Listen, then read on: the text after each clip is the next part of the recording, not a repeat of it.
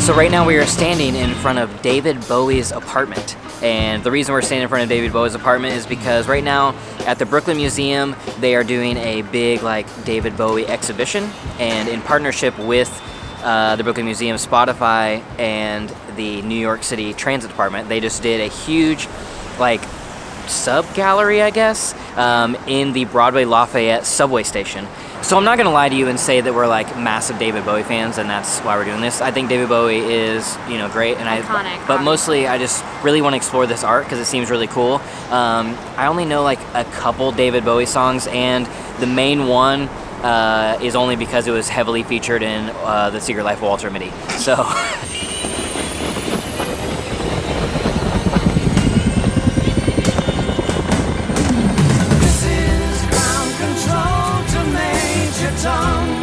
But it's still cool because David Bowie is an icon. And you can still appreciate his artistry even if you didn't grow up knowing it. Yeah, and the art exposition in the subway station is really cool. It features a ton of posters all over the subway station. Yeah, and song lyrics and quotes about New York that he's said. It's super cool.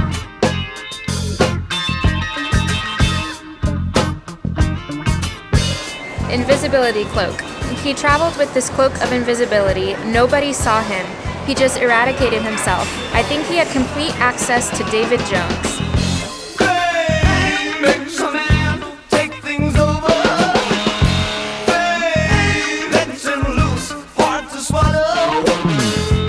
So all of the David Bowie pieces are in collaboration with Spotify and the Brooklyn Museum. It's basically half ad, half art installation type thing. Definitely half ad. Yeah, mostly ad, but still cool. Cool to see.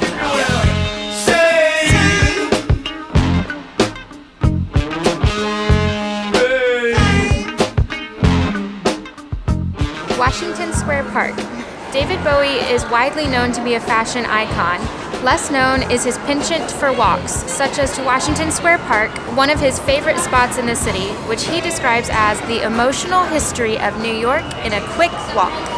So the David Bowie sign behind me is a tribute, I guess, to last year a street artist. To remember David Bowie on the first anniversary of his death, he actually climbed up on a ladder at Bowery in Houston and actually wrote David in front of Bowery on the actual sign, not legally, but his illegal action was paid off because now it is memorialized in the subway. Sometimes it pays to break the rules.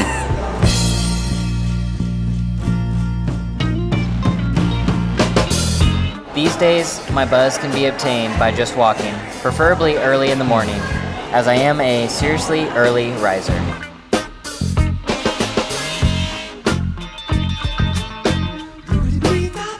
And the coolest one is they have a, I don't even know what you'd call that, but basically some sort of, it's a perspective, piece. Just there's a bunch of rafters, and they have a piece of his face on each of the rafter, and if you stand in the right spot, his face comes together, and you can see it. And if you go to the other side, then it's a older version of David Bowie. So it's from one side you see the young version, the other side you see the older version. Yeah, that was my favorite part. And that piece is inspired by this piece at 25 Bond Street, which is a piece on a fence that if you walk by from one direction, it is the young David Bowie, walk by the other direction, and it is a older David Bowie, and it is easy to miss if you didn't know it was here. So easy. He pointed at it, and I was like, what?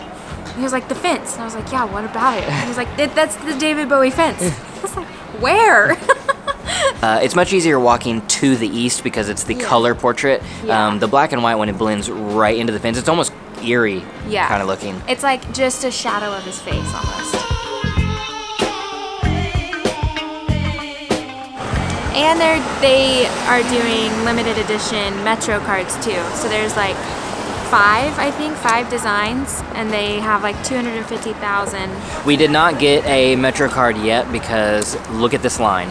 Yeah. It was insane. So many people waiting in line to get a card, and I'm like, there's 250,000 of them. I'm pretty sure we can come back tomorrow and get one. I was freaking out that they would all be gone because I know, at first we thought there were only 15,000. And that sounds like a lot, but there's a lot of people in New York So we were just walking down the street and we ran into Jason, and he gives a David Bowie walking tour around here in Soho. So if somebody want to do that, where would they find you? They should go to bowietournyc.com. Awesome. You have all of the details there.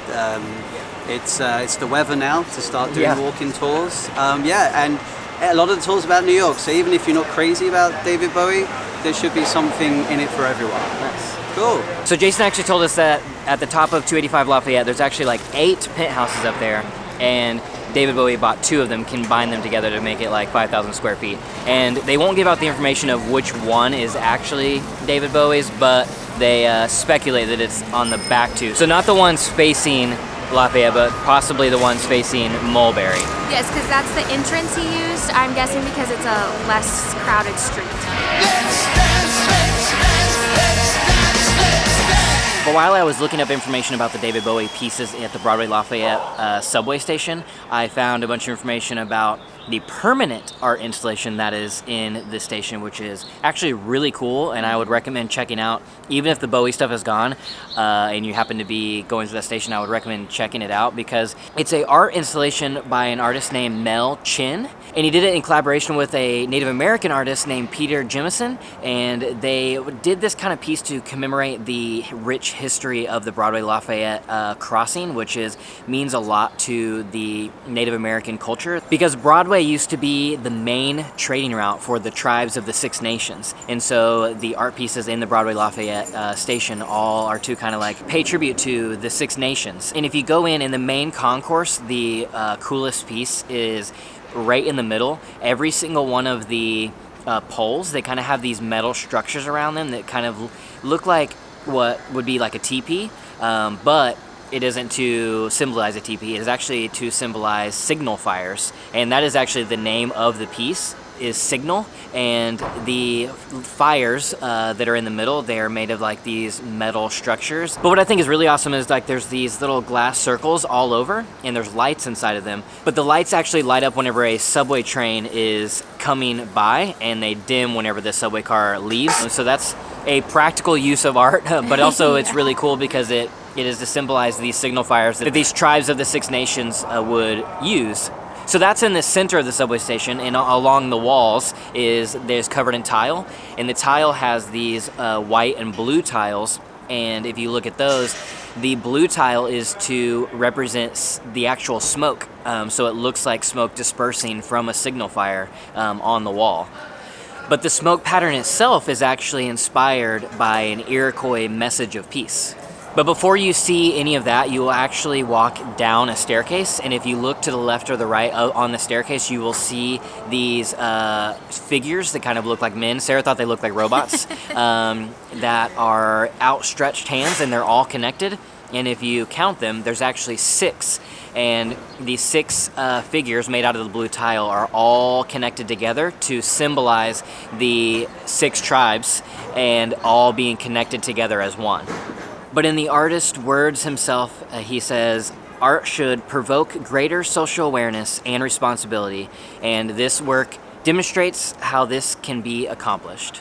So there is actually a ton of art like that in a lot of different subway stations, and I would love to explore more stations and see what art they have. If that's something that you enjoy as well, and would like us to do kind of an ongoing series of seeing the art in these subway stations, let us know, because that's, something that we love to do, and we'd love to show you if you're interested.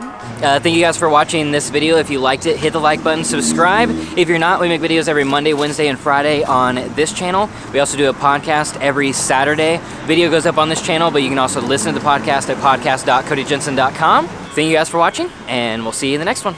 Bye.